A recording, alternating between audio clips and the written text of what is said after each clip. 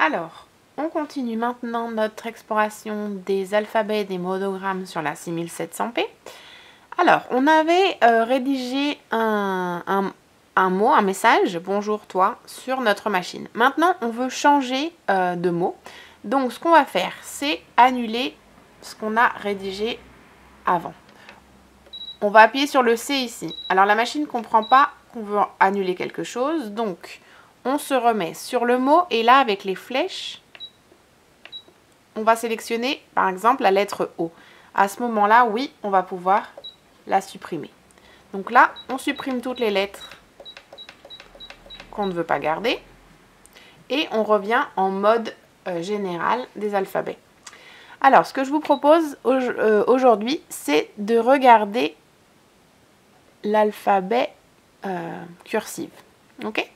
Donc là, c'est le deuxième mode, le deuxième onglet alphabet. Et pareil, on va avoir, donc si j'utilise la molette de droite, je vais sélectionner les lettres en bas. Si j'utilise la molette de gauche, je vais accéder aux catégories. Donc majuscules, minuscules, chiffres, caractères numériques et caractères spéciaux. D'accord ? Alors, on va écrire un prénom. On va écrire le prénom Clotilde. Donc, on prend un C majuscule et on appuie sur le M. La machine nous sélectionne le C et si on veut écrire un mot entier, on appuie une deuxième fois sur le M pour commencer notre mot. Le C est sélectionné, on nous demande la deuxième lettre. Je viens ici et maintenant je vais passer avec la molette de gauche dans les minuscules et je vais venir sélectionner le L. L, ensuite le O, le T, le I. Hop, à chaque fois j'appuie sur M pour ajouter la lettre. Si jamais je veux l'enlever, j'appuie sur le C. Hop, j'appuie sur le M, je la rajoute. J'appuie sur le C, je l'enlève.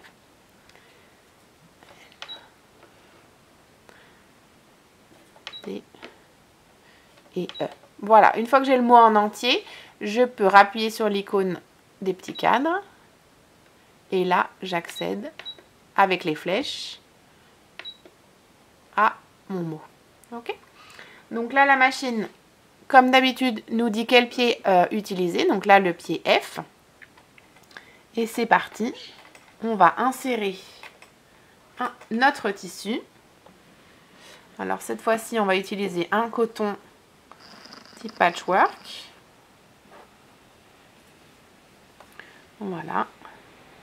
Et je glisse un petit morceau d'entoilage en dessous pour renforcer le tissu et faire des plus jolis points. Hop, je baisse le pied et comme l'autre fois, j'utilise la touche Start-Stop pour ne pas avoir à appuyer tout le temps sur la pédale.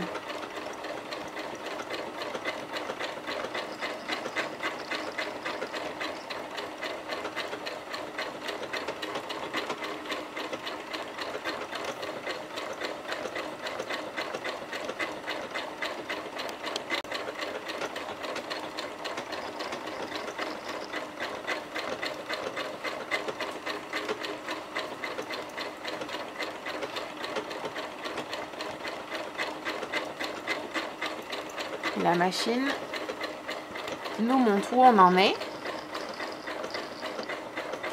Là, on est sur la lettre L. On passe à la lettre D.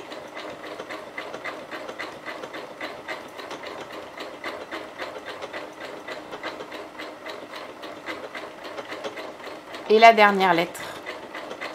Et la machine va s'arrêter automatiquement. Voilà.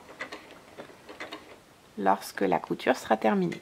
Donc, on relève le pied presseur. Là, je peux couper le fil. On relève le pied presseur. Et voilà, très joli.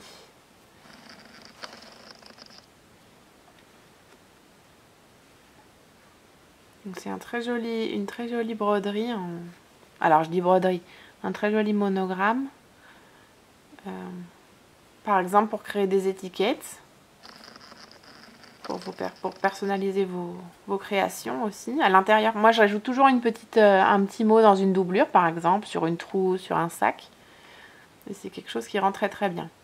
Alors comme d'habitude, je vous incite, si vous faites un projet avec par exemple personnaliser une doublure, faites un petit test avant. Comme ça, vous êtes sûr que la police que vous avez choisie, que l'espace que vous avez dédié à la couture de mots sera suffisant, que votre mot va être centré, etc. Donc faites un petit test à chaque fois pour voir voilà, cette couture de 8 lettres, combien de centimètres elle va prendre, etc. Voir aussi que le tissu va bien, que pensez à rajouter votre entoilage. Et voilà, c'est très joli.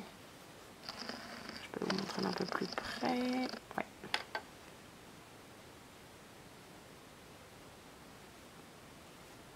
Voilà.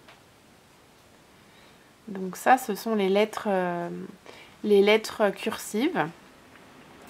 Alors, si on revient sur notre écran,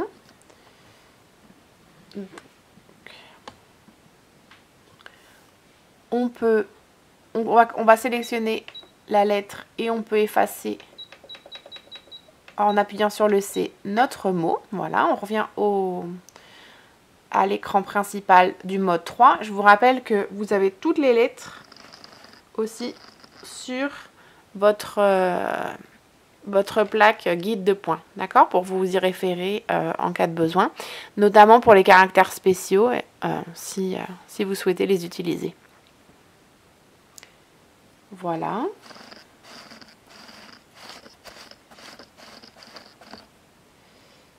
Et alors, si on retourne dans l'écran de présentation des lettres, donc là, vous avez toutes les sélections. Qu'est-ce que je peux vous montrer d'autre? Donc là, je sélectionne les majuscules. Là, ce sont les minuscules, les lettres, les caractères spéciaux. On passe au cursif. Donc en cursif, vous avez aussi les majuscules, les minuscules, les chiffres, les caractères numériques et les caractères spéciaux en minuscules et en majuscules. Et après, vous avez le grand alphabet. Donc ça, c'est un alphabet de 9 mm qui profite de toute la largeur de votre Janome 6700P. Et dans ce cas-là, vous n'avez que des majuscules, d'accord? Ce sont des grosses lettres, majuscules et chiffres, mais vous n'avez pas les minuscules. D'accord? Voilà, moi je crois que j'ai fait le tour pour les alphabets sur cette machine. N'hésitez pas si vous avez des questions, et puis je vous dis à bientôt.